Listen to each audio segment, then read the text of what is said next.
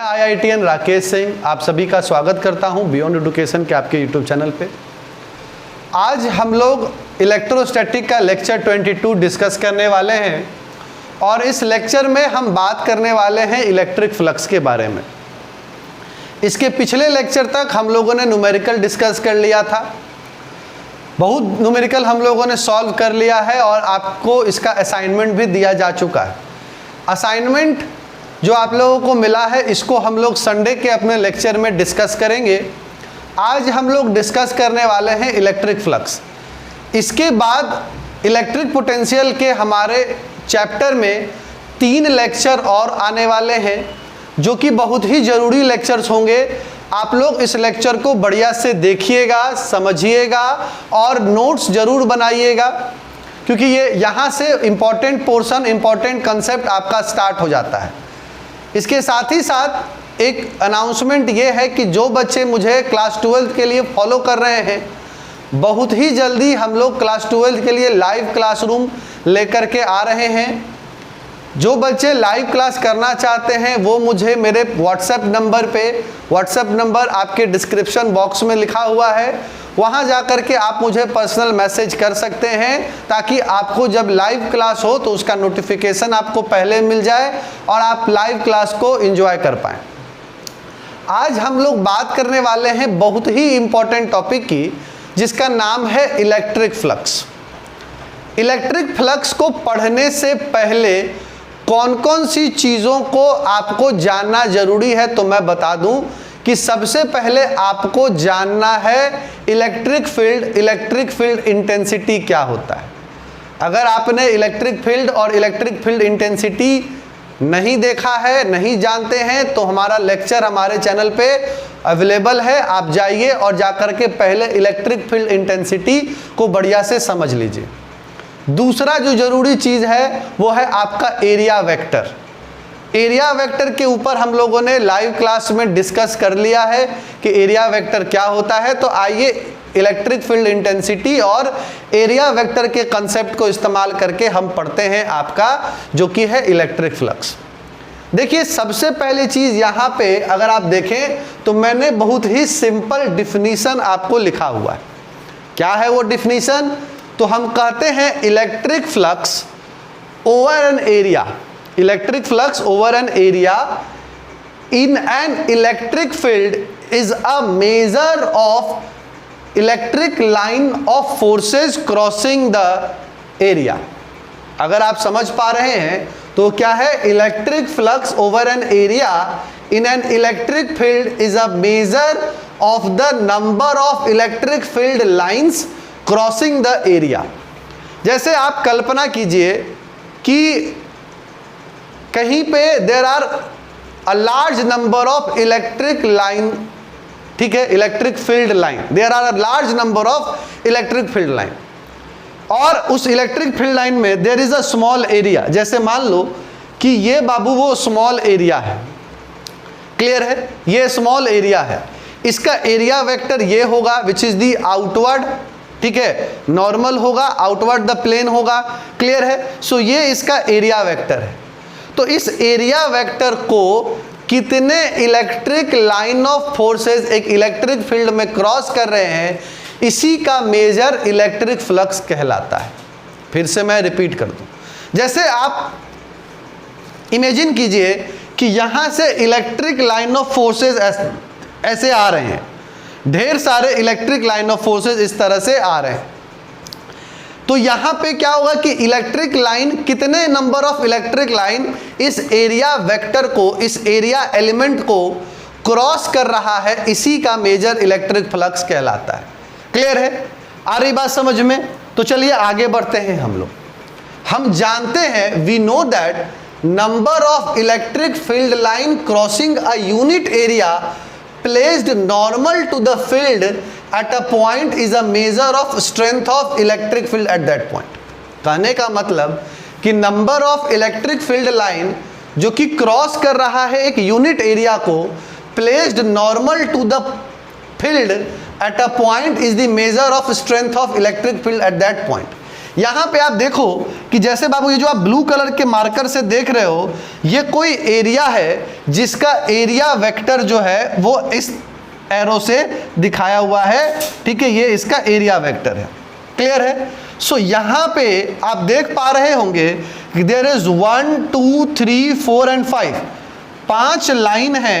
Clear है? 5 line है जो कि इस एरिया डेल्टा एस को इंटरसेप्ट कर रहे हैं। सुनिएगा मेरी बात फिर से, यहां पे 5 लाइन है जो इस एरिया को, जिसका डेल्टा एस हमने नाम दिया है, इस एरिया को ये 5 लाइन इंटरसेप्ट कर रहे हैं।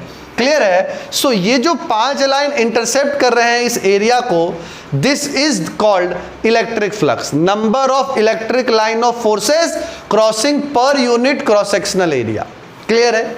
देखिएगा, हम जानते हैं कि if we place a small area element delta S, अगर हम एक छोटा small area element delta S, ठीक है, रख दे नॉर्मल टू ई, ई के नॉर्मल, ठीक है, ई के normal at this point, the number of electric field line crossing the area is proportional to E. मतलब जितने इलेक्ट्रिक लाइन ऑफ फोर्सेस होंगे, जितना बड़ा एरिया होगा उतना ही ज्यादा, समझ रहे हो मेरी बात, जितना ज्यादा एरिया होगा उतना ही ज्यादा क्या होगा, number of electric line of forces cross करेंगे। जैसे एग्जांपल के तौर पे मान लो कि बाबू मैं यहां से एक आपको समझाने के लिए ऐसे छोटे छोटे लाइन से मैं ऐसे enormous large number of electric line of forces बना देता हूं, ऐसे। क्लियर है? ये किसी सोर्स से स्टार्ट होकर के इस तरह से आगे बढ़ रहे हैं। क्लियर है? आ गई बात समझ में? ये 1, ये 2, ये 3, ये 4, ये 5, 6, 7, 8, 9 और 10। क्लियर है? अगर मेरे पास एक छोटा एरिया है, ठीक है, तो वो छोटा एरिया क्या हो रहा है, आप देख रहे हो, 1 2 3 और ये 4, उसको क्या कर रहा है, इंटरसेप्ट कर रहा है। अगर मैं इस एरिया को बड़ा कर दूं तो क्या होगा, 9 इंटरसेप्ट कर रहा है। अगर एरिया को बड़ा करते जाएंगे, क्लियर है, तो क्या होगा, number of electric line of forces crossing the area will become large, which means कि more the area more the interception. Clear हुआ? ठीक है, तो याद रखना है यहां पे कि if we placed a small area element delta S normal to E at this point, the number of electric field line crossing this area element is proportional to EDS. Clear है? समझ रहे हो मेरी बात? क्या होगा, number of electric line crossing this area is proportional to E delta S. Clear है? जितना क्या होगा, नंबर ऑफ इलेक्ट्रिक लाइन बढ़ते चले जाएंगे। क्लियर है? पर यहां पे ध्यान रखना, ये नोट को एकदम ध्यान रखना है, it is not proper to say, ये एकदम सही नहीं है कहना that number of field line crossing the area is equal to EDS. आ रही बात समझ में? आप यहां पे हमने क्या कहा कि number of electric field line, ठीक है, crossing this area element is proportional to E. हमने क्या कहा, हमने कहा कि electric field line crossing this area element is proportional to E, but it is not proper to say कि number of electric field line crossing, ठीक है, हम कह सकते हैं कि it is not proper to say number of field line crossing the area is equal to E. मतलब ऐसा नहीं होगा कि दोनों इक्वल हो जाएगा, प्रोपोर्शनल होगा, इक्वल नहीं होगा। हम कहेंगे यहां पे कि the number of field line is after all a matter of how many field line we have choose to draw. कहने का मतलब समझ रहे हो? यहां पे ये मत बोल देना कि सर ये पांचों क्रॉस कर गया, हमने 5 ही चुना है, बनाया है। अगर हम यहाँ पे थोड़ा सा गैप कम करके और 5 लाइन बना दें तो वो भी क्रॉस करेगा। सो आप यहाँ पे कभी भी ये मत कहिएगा, ठीक है, कि सारे के सारे क्रॉस करेंगे, इक्वल नहीं होगा, प्रोपोर्शनल होगा। क्लियर है? अगर हमको यहाँ पे 4 लाइन दिखाना था, हम 4 लाइन ही दिखाते, हमको 40 लाइन दिखाना होगा, हम यहाँ पे 40 लाइन दिखाएंगे। देखो ना, अगर हम इस गैप को कम करके इस बीच में अगर लाइन खींच दें तो वो भी क्या करेगा, वो भी इसको क्रॉस करेगा। तो यहाँ पे तो क्या हो जाएगा, इक्वल हो जाएगा, पर इक्वल नहीं होगा बाबू, प्रोपोर्शनल होगा। काहे कि हम कितना नंबर ऑफ इलेक्ट्रिक लाइन बनाए हैं, this is our choice. Clear है? इसको ध्यान रखिएगा। यहाँ पे एक क्वेश्चन अराइज होता है। क्वेश्चन क्या है कि what is the physical significant, ठीक है, what is the physical significant is the relative number of field line crossing a given area at a different point। कहने का मतलब क्या है कि किसी भी गिवन पॉइंट पे how many numbers of line can be drawn. तो दिस इज सब्जेक्ट टू कि how many lines we have drawed, हमने कितना लाइन ड्रॉ किया है किसी भी पॉइंट के ऊपर। हम किसी पॉइंट के ऊपर एक लाइन ड्रॉ करके भी अपने कंसेप्ट को समझ सकते हैं और उसी पॉइंट पे 10 लाइन भी ड्रॉ करके समझ सकते हैं। तो यहां पे क्या होगा कि यहां पे इलेक्ट्रिक फील्ड लाइन जो है बाबू crossing the area is proportional to E, but this is not equal to E. Clear हुआ? चलिए अब देखो यहां पे क्या होगा, अगर हम एरिया एलिमेंट को थीटा एंगल से अगर हम एरिया एलिमेंट को थीटा एंगल से टिल्ट कर दे, जैसे अगर आप देख रहे हो यहां पे ये ई है, ठीक है, और ये एरिया वेक्टर है, तो ई और जो आपका एरिया वेक्टर है उसके बीच में 0 डिग्री का एंगल बन रहा है। पर अगर हम इसको टिल्ट कर दें, या इलेक्ट्रिक लाइन जो है इलेक्ट्रिक फील्ड लाइन अगर हम उसी को टिल्ट कर दें, क्लियर है? अभी आप समझिएगा, मैं आपको समझाता हूं, क्लियर है? देखिए अभी यहां पे हमने क्या कहा कि अगर हम क्या करेंगे कि देखो समझना, मेरे कंसेप्ट को समझना। जैसे बाबू मान लो कि यहां पे ये एरिया वेक्टर है, ठीक है, ये इसका जो है एन कैप हो गया, ये इसका एरिया वेक्टर हो गया। आ रही बात समझ में? ठीक है, तो अब अगर हम इसको टिल्ट करें, ये इसकी डायरेक्शन हो गई एरिया वेक्टर की, अब हम या तो इसको टिल्ट करें, इसको दबाएं, या इलेक्ट्रिक फील्ड लाइन को ही टिल्ट कर दें। अगर हम इलेक्ट्रिक फील्ड लाइन को टिल्ट कर देंगे तो आप समझ पा रहे होंगे, ठीक है। अभी देखो ये क्या हो गया, टिल्ट कर दिया, तो बाबू देखो ये 1, ये 2, ये 3, ये 4 और ये 5। अब आप देख रहे हो जैसा ही हमने टिल्ट किया तो ई और एरिया वेक्टर में एक थीटा एंगल बना। तो या तो एरिया वेक्टर को टिल्ट कीजिए या तो इलेक्ट्रिक फील्ड लाइन को टिल्ट कीजिए, दोनों चीज मैंने आपको यहाँ पे दिखा दिया है। ये नॉर्मल केस में आप देख रहे होंगे, ये एक एरिया वेक्टर है और 1, 2, 3, 4 और 5 इलेक्ट्रिक फील्ड लाइन है जो कि इसको क्रॉस कर रहे हैं। क्लियर है? यहां पे मैंने क्या किया, मैंने एरिया एलिमेंट को ही टिल्ट कर दिया थीटा एंगल पे, और इस फिगर में हमने एरिया एलिमेंट को वैसे ही रखा, इलेक्ट्रिक फील्ड लाइन को ही टिल्ट कर दिया। क्लियर है? सो अगर if we tilt the area element by angle theta, the number of field line crossing the area will be smaller. देखो यहां पे क्या होगा बाबू, यहां पे देखो ना कि यहां पे 1, 2, 3, 4, 5 लाइन इसको क्रॉस कर रहा है। अगर हम इसको ऑब्वियसली आप खाली इमेजिन कीजिए अपने दिमाग से, अगर हम इसको टिल्ट कर देंगे, जैसे ये थोड़ा सा टिल्ट होगा तो ये वाला लाइन तो इससे बाहर निकल जाएगा, उसको क्रॉस नहीं करेगा। समझ रहे हो मैम क्या बोल रहे हैं? जैसे ही आप इसको थोड़ा सा टिल्ट कीजिएगा तो 1 नंबर लाइन बाहर चला जाएगा। क्लियर है? तो क्या हो गया यहाँ पे हुआ ना कि जैसे ही आप इसको टिल्ट कीजिएगा तो उस केस में जो नंबर ऑफ फील्ड लाइन जो क्रॉस कर रहे हैं वो क्या हो जाएंगे, वो छोटे हो जाएंगे, कम हो जाएगा, 1 नंबर बाहर चला जाएगा। देखिए यहाँ पे 1 नंबर बाहर चला गया, हमने यहाँ पे उसको 5 नंबर से दिखाया है, ठीक है। या एक काम करते हैं, 1 नंबर को ऐसे बाहर ऐसे ही दिखा देते हैं, तो ये 1, 2, 3, 4 और 5।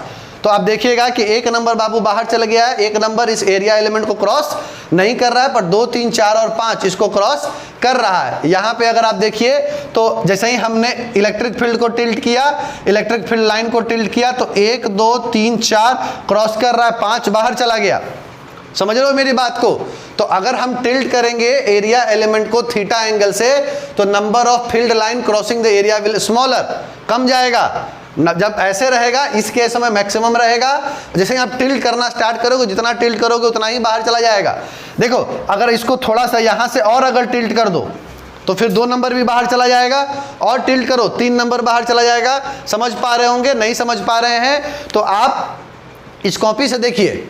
अभी मान लो कि बाबू यहाँ पे ऐसे 1, 2, 3, 4, 5 और 6 फील्ड लाइन इसको क्रॉस कर रहा है। सुनो मेरी बात, यहाँ पे 6 फील्ड लाइन, 1, 2, 3, 4, 5 और 6 फील्ड लाइन इसको क्रॉस कर रहा है।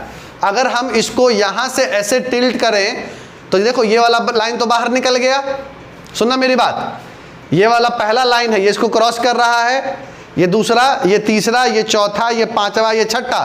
तो पहला लाइन ऐसे है बाबू, अगर हम इसको टिल्ट करेंगे, जैसे ही टिल्ट किया तो ये क्या हो गया, ये बाहर निकल गया कि नहीं निकल गया, ये इसको क्रॉस नहीं कर रहा। और टिल्ट करेंगे तो दूसरा नंबर भी निकल जाएगा। क्लियर है? तो जब ऐसे था तो 6 क्रॉस कर रहा था, जैसे टिल्ट हुआ 1 बाहर निकल गया, थोड़ा और टिल्ट होगा दूसरा बाहर निकल जाएगा। बाहर निकल जाएगा का मतलब यहाँ पे क्या हुआ, इसको क्रॉस नहीं करेगा। ठीक है, तो जैसे जैसे आप टिल्ट कीजिएगा इलेक्ट्रिक फील्ड लाइंस को या आप टिल्ट कीजिएगा एरिया वेक्टर को, ठीक है, उस केस में जो क्रॉस हो रहा है फील्ड लाइन वो छोटा हो जाएगा, मतलब कम हो जाएगा। क्लियर है? आगे बात करते हैं। As the projection of area element normal to E is delta S cos theta. यहाँ पे जो प्रोजेक्शन होगा वो प्रोजेक्शन क्या होगा, प्रोजेक्शन एरिया एलिमेंट का क्या होगा, नॉर्मल टू ई, वो होता है ई का क्या होगा, डेल्टा एस कॉस थीटा। सही है, ठीक है। Therefore number of electric field line crossing delta S is proportional to E. यहाँ पे क्या था, यहाँ पे electric field line is proportional to E delta S. Tilt किए तो प्रोजेक्शन आ गया डेल्टा एस कॉस थीटा। अरे भाई, जब आप किसी चीज को टिल्ट कीजिएगा तो उसका प्रोजेक्शन आता है कि नहीं आता है? यहाँ पे प्रोजेक्शन आएगा क्योंकि एरिया वेक्टर के कंपोनेंट में हम डिस्कस कर रहे हैं, तो यहाँ पे प्रोजेक्शन आ गया delta S cos theta. Clear है? तो यहाँ पे क्या हो गया, यहाँ पे फील्ड लाइन जो हो गया, ठीक है, जो क्रॉस कर रहा है डेल्टा एस को, वो प्रोपोर्शनल हो गया E delta S cos theta के। क्लियर है? सो इलेक्ट्रिक फ्लक्स को बाबू हम रिप्रेजेंट करते हैं इस सिंबल से, डेल्टा फाई। डेल्टा मतलब छोटा, स्मॉल, और फाई मतलब इलेक्ट्रिक फ्लक्स। तो delta phi therefore an area element delta s in an electric field E is defined as, कैसे डिफाइन करेंगे, तो delta phi equals to E vector dot delta S vector. ध्यान से देखिएगा, delta phi equals to E vector dot delta S vector, और इसको हमने जब डॉट प्रोडक्ट है बाबू तो याद होगा ए वेक्टर डॉट बी वेक्टर क्या होता था, ए का मैग्नीट्यूड बी का मैग्नीट्यूड और दोनों के बीच एंगल कॉस थीटा। तो ये क्या हो गया, E delta S cos theta. Clear है? जहां पे theta is the angle between area element and the electric field lines. आगे बात करते हैं हम लोग, which is proportional to the number of field line cutting the area element. कितना फील्ड लाइन कट कर रहा है एरिया एलिमेंट को। यहाँ पे theta is smaller angle, theta क्या है, स्मॉलर एंगल है। किसके बीच में, अभी बताए आपको, ई और डेल्टा एस के बीच में।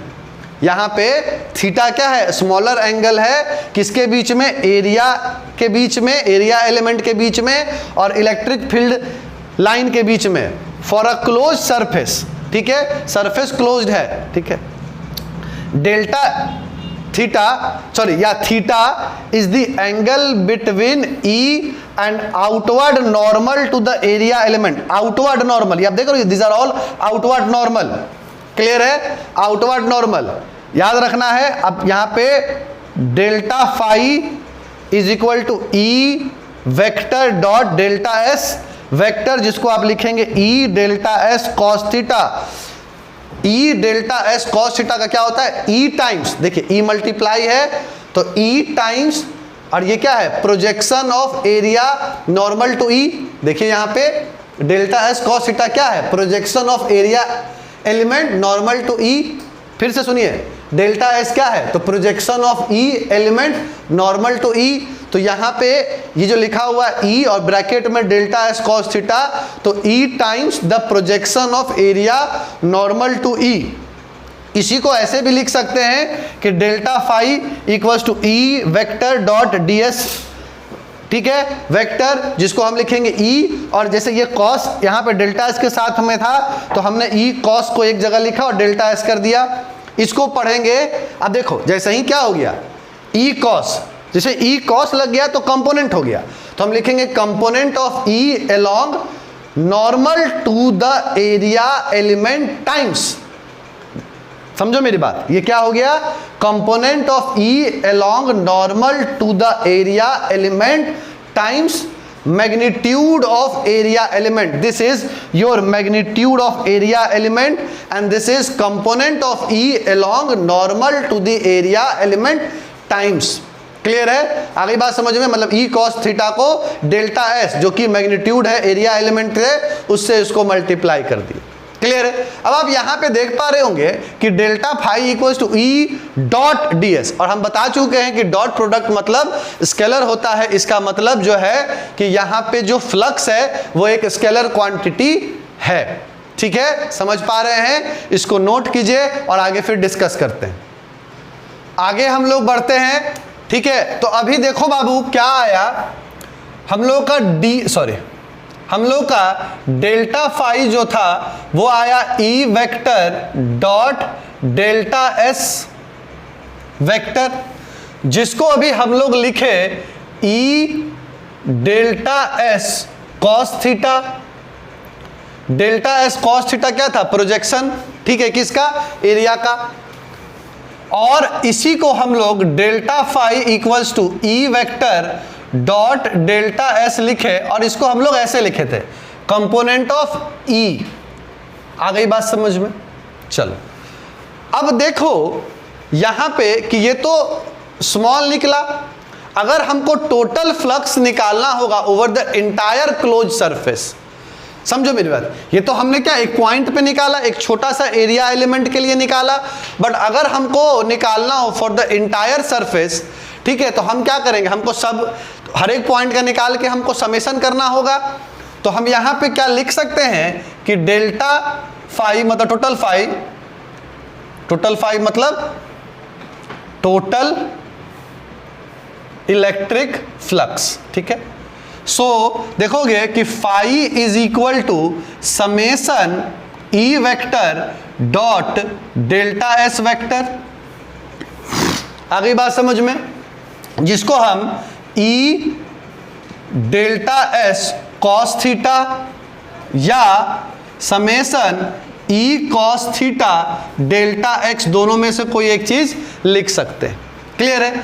सो समेशन करने का मतलब क्या होता है कि टोटल निकालना। टोटल निकालने के लिए हमारे पास क्या है? इंटीग्रेशन है। तो हम लिखेंगे कि phi is equal to integration, ठीक है, ये सर्कल लगाया है क्यों? क्योंकि the integration is carried over the closed surface, over the entire close surface.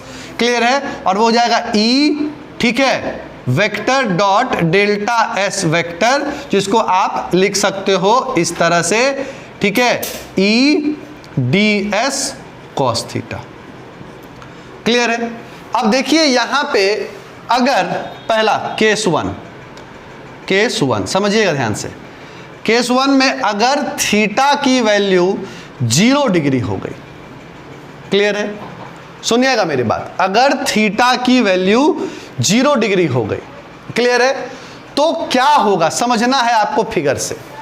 0 degree कब होगा? 0 डिग्री तब होगा when electric field line is along the area vector। फिर से मेरी बात सुनिए, 0 कब होगा? when the electric field line is along the area vector। Clear हुआ? सो उस केस में जो एरिया वेक्टर है और जो इलेक्ट्रिक फील्ड लाइन दोनों की डायरेक्शन है, ये दोनों सेम डायरेक्शन पे चलेगी। क्लियर है? तो देखिएगा फ्लक्स इक्वल्स टू क्या होता है? तो वो होता है ई, ठीक है, delta S cos theta. Clear है? हम इसको ऐसे लिख देते हैं, flux equals to E delta S cos theta. Clear है? तो अगर थीटा 0 डिग्री है तो आप जानते हो कि कॉस 0 जो है बाबू वो 1 होता है, मतलब उस केस में फ्लक्स क्या होगा? ई delta S, and this is the maximum value of electric flux. आपसे कोई पूछे कि बताओ किसी भी केस में फ्लक्स मैक्सिमम कब होगा, तो आप कहिएगा कि फ्लक्स मैक्सिमम सर तब होगा जब electric field intensity electric field line और एरिया वेक्टर की जो डायरेक्शन होगी वो दोनों सेम डायरेक्शन होगी। क्लियर है? अगर आप फिगर बनाना चाहें तो this is the figure. Clear है? अब देखिए, अब आगे बढ़ते हैं हम लोग। अगर थीटा जो है वो 90 डिग्री हो जाए, क्लियर है, थीटा 90 डिग्री, यहां पे मैं आपको समझा दूं कि ये अगर एरिया वेक्टर की डायरेक्शन है तो यही डायरेक्शन इलेक्ट्रिक फील्ड लाइन की होगी, तो 0 एंगल बनेगा। पर अगर थीटा 90 डिग्री है तो एरिया वेक्टर क्या होगा? एरिया वेक्टर या तो ऐसे होगा, अरे मेरे भाई आप इसको ऐसे एकदम 90 डिग्री घुमा दीजिए, 90 डिग्री घुमा दीजिएगा तो एन कहाँ चला जाएगा? ऊपर चला जाएगा। क्लियर है? और उस केस में इलेक्ट्रिक फील्ड की डायरेक्शन जो है वो अगर ये रहती है। क्लियर है? आप समझिएगा मेरी बात, ठीक है। तो अब एंगल कितना बन गया दोनों के बीच में? एंगल बन गया, कितना बन गया? एंगल 90 डिग्री बन गया। तो आप जानते हैं कि फ्लक्स हो गया आपका ई डेल्टा एस, ठीक है, कॉस थीटा। क्लियर है, मतलब फ्लक्स की वैल्यू हो जाएगी ई डेल्टा एस कॉस थीटा। ठीक है, और आप जानते हो कि कॉस 90 जो होता है ये 0 होता है, तो उस केस में फ्लक्स की वैल्यू क्या हो जाएगी, 0। कहने का मतलब समझ में आया? इसका मतलब हुआ कि जब area vector is normal to the electric field, ठीक है, या जब area vector, the direction of area vector is perpendicular to the electric field intensity, in that case no electric field line will cross the area vector and in that case flux will be 0। So ये flux 0 हो गया। Clear है? आइए case तीसरा देखते हैं। ठीक है, जब थीटा की वैल्यू जो है बाबू आपको 180 डिग्री हो जाए। अब 180 डिग्री कैसे होगी? 180 डिग्री होगी जब आप इसको पूरा ऐसे फ्लिप कर दीजिएगा। क्लियर है? तो उस केस में मान लो कि electric field intensity, electric field line की डायरेक्शन इधर हो गई और आपने जब उसको पूरा फ्लिप कर दिया, अभी देखो अगर इसको पूरा फ्लिप कर देंगे तो वो n उधर चला जाएगा। सो उस केस में n जो है वो इधर चला गया। क्लियर है? एंगल कितना बना, 180 डिग्री। सो फ्लक्स की वैल्यू हो जाएगी ई, ठीक है, delta S cos theta. Clear है? हम जानते हैं कि कॉस 180 डिग्री -1 होता है, तो उस केस में फ्लक्स की वैल्यू हो जाएगी माइनस ई डेल्टा एस। समझ रहे हो मेरी बात को? ये सब चीज को ध्यान से रखना। क्लियर है? अगला केस हम आपको समझाते हैं। ठीक है, तो अगला केस है कि अगर थीटा की वैल्यू 270 हो जाए। अब 270 कैसे होगी? अब जैसे इसको ऐसे घुमाया ना, 90 डिग्री ऐसे घुमाया, इसको ऐसे घुमाइए, मतलब क्लॉकवाइज 90 घुमा दीजिए। क्लियर है? सो उस केस में n इधर होगा और e इधर होगा, e इधर और n उस केस में इधर। क्लियर है? तो एंगल कितना बनेगा, एंगल 270 हुआ। ठीक है, और आप जानते हो कि cos 270 जो है वो क्या होता है, वो होता है 0। सो उस केस में फ्लक्स की वैल्यू क्या होगी, 0। समझ रहे हो मेरी बात? तो कहने का मतलब मोरल ऑफ द स्टोरी क्या है? मोरल ऑफ द स्टोरी है कि यहाँ पे फ्लक्स की जो वैल्यू है वो वैल्यू बाबू पॉजिटिव भी होती है, वो 0 भी होती है और वो निगेटिव भी होती है। यही ना कहने का मतलब है? कहने का मतलब है कि जो फ्लक्स की वैल्यू है वो पॉजिटिव होती है। क्लियर है? वो वैल्यू, ठीक है, 0 होती है, वो वैल्यू निगेटिव होती है। 0 कहाँ पे हो रहा है? तो 90 पे देखिए 0 हो रहा है, 270 पे 0 हो रहा है। निगेटिव देखिए कहाँ पे हो रहा है? तो निगेटिव हो रहा है 180 पे। मैक्सिमम कहाँ हो रहा है? 0 पे। मतलब अगर हम ग्राफ समझाएं तो कहने का मतलब क्या है कि बाबू फ्लक्स की जो वैल्यू है वो फ्लक्स की वैल्यू किस पे डिपेंड करती है? कॉस पे डिपेंड करती है। कॉस के कारण पॉजिटिव और नेगेटिव होगा। क्लियर है? तो देखिए ये cos 0, यहाँ पे 90, यहाँ पे 180 और यहाँ पे 270। समझिएगा मेरी बात? क्लियर है? तो देखो इस क्वाड्रेंट में cos के लिए हम बोल रहे हैं, हम दूसरे के लिए नहीं बोल रहे, हम cos के लिए बोल रहे हैं। तो इस केस में cos की वैल्यू पॉजिटिव होती है, यहाँ पे cos की वैल्यू निगेटिव होती है, यहाँ पे निगेटिव होती है और यहाँ पे फिर से पॉजिटिव होती है। क्लियर है? कहने का मतलब कि फॉर 0 to 90, क्लियर है, 0 से 90 के बीच में cos थीटा पॉजिटिव होगा, मतलब फ्लक्स भी पॉजिटिव होगा। क्लियर हुआ? 90 से 120 के बीच में, 90 पे 0, 120 पे -1, तो 90 से 120 में क्या होगा, निगेटिव होगा। 180 से 270 के बीच में क्या होगा, फिर निगेटिव होगा, और 270 से 360 के बीच में पॉजिटिव होगा। इसका मतलब है कि पॉजिटिव होगा फॉर लेस देन 90, 0 होगा फॉर 90, 270 और निगेटिव होगा ग्रेटर देन 90 पे, कह सकते हैं। क्लियर हुआ? समझ रहे हो मेरी बात? सो ये आपका बाबू फ्लक्स का केस हुआ, इसको बढ़िया से नोट कर लीजिए। फिर आगे बढ़ते हैं हम लोग। ठीक है, आगे बढ़ते हैं हम लोग। तब देखो बाबू कि यहाँ पे फ्लक्स क्या है, फ्लक्स की वैल्यू यहाँ पे लिखा ही हुआ है। फ्लक्स की वैल्यू क्या है, ई वेक्टर डॉट डी एस या डेल्टा एस वेक्टर, जिसको हमने ब्रेक करके लिख दिया ई डेल्टा एस कॉस थीटा। अब यहाँ पे हम बात करते हैं यूनिट की, कि यूनिट ऑफ इलेक्ट्रिक फ्लक्स क्या होगा। ठीक है, तो देखिएगा हम कहेंगे बाबू कि यूनिट ऑफ इलेक्ट्रिक फ्लक्स जो होगा सर, इलेक्ट्रिक फ्लक्स वो होगा आपका यूनिट ऑफ ई, अरे ई का यूनिट होगा, क्लियर है, into unit of S, clear है? एस मतलब ये दोनों की यूनिट को मल्टीप्लाई कर दीजिएगा, इलेक्ट्रिक फ्लक्स की यूनिट मिल जाएगी। तो फ्लक्स की यूनिट क्या होगी? यूनिट ऑफ ई। ई क्या होता था? ई बराबर था बाबू एफ बाई क्यू, याद होगा, क्लियर है? तो एफ की यूनिट न्यूटन और चार्ज की कूलम, सो इसकी यूनिट क्या हो गई? न्यूटन पर कूलम। और एस, एस एरिया है तो इसकी यूनिट हो गई metre square. So unit of electric flux क्या हो गया? Newton metre square per coulomb. समझिएगा मेरी बात, क्या हो गया unit? Newton metre square per coulomb, clear है? याद रखना है कि it is a scalar quantity, ये सब ध्यान रखना है। It is a scalar quantity.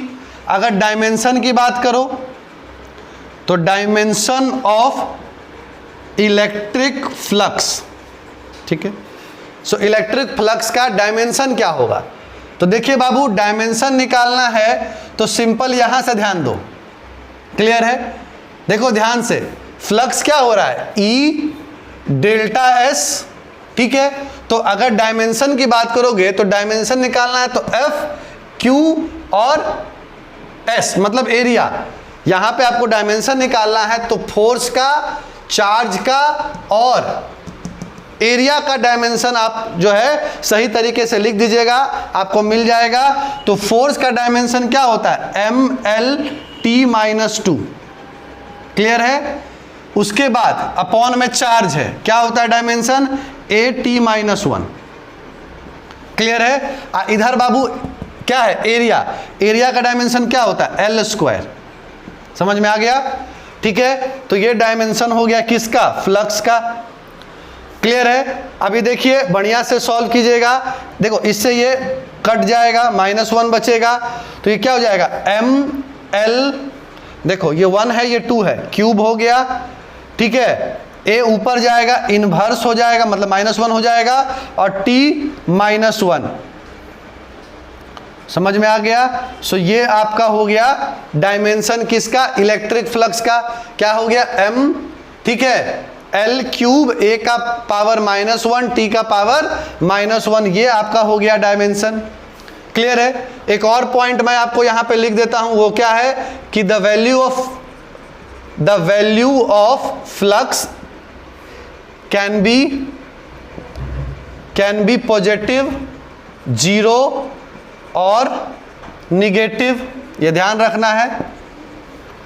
Flux positive होगा कितना के लिए? लेस देन 90 के लिए। फ्लक्स जीरो होगा इक्वल टू 90 के लिए, और फ्लक्स निगेटिव होगा किसके लिए? तो ग्रेटर देन 90 के लिए। इसको आप लोग नोट कर लीजिए। अब ये हमारा इलेक्ट्रिक फ्लक्स आज समाप्त हो जाता है। इलेक्ट्रिक फ्लक्स के बाद अपने अगले लेक्चर में हम लोग डिस्कस करेंगे गॉस लॉ। गॉस लॉ अभी तक का सबसे इंपॉर्टेंट कॉन्सेप्ट आपको कल के लेक्चर में आप देखने वाले हैं। गॉस लॉ बहुत ही जरूरी है, क्योंकि गॉस लॉ से आपके बोर्ड में भी क्वेश्चन आता है और आईआईटी, जेई या नीट के एग्जाम में भी क्वेश्चंस बनते हैं। अभी तक आप लोग इसको लिख लीजिए, नोट्स बना लीजिए, और अगर कोई भी आपको लेक्चर समझ में नहीं आया है तो एक बार जाकर के पहले उसको देखिए, ठीक है? बहुत ही जल्दी लाइव क्लास के थ्रू क्लास 12 के बच्चों के साथ मैं इंटरेक्ट करना स्टार्ट करूंगा। तब तक के लिए बहुत बहुत धन्यवाद।